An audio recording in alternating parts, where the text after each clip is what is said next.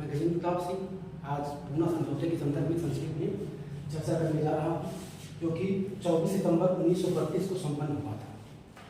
यह जो है B.R. अम्बेडकर और महात्मा गांधी के बीच हुआ था।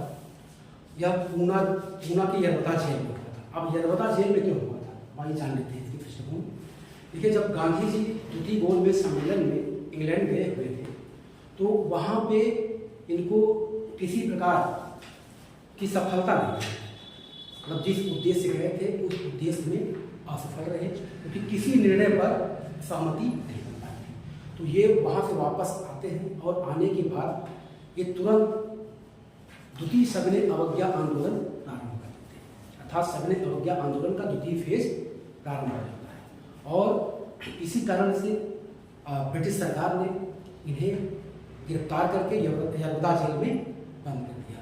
और उसी दौरान फूट डालो राज करो की नीति को व्यवहार में लाने के लिए ब्रिटिश प्रधानमंत्री रैमजे मैकडोनाल्ड ने सांप्रदायिक निर्णय की घोषणा की, जिसके तहत दलित वर्ग को पृथक निर्वाचक मंडल की स्थापना करना था।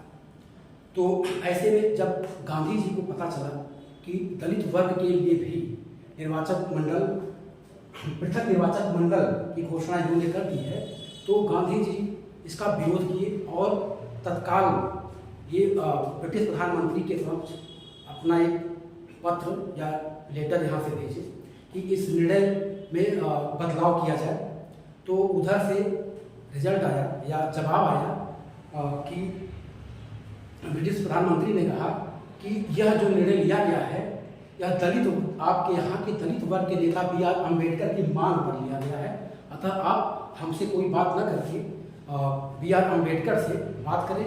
अगर B.R. अम्बेडकर जी अगर सहमत हो जाते हैं तो इसमें संशोधन अवश्य कर दिया जाएगा।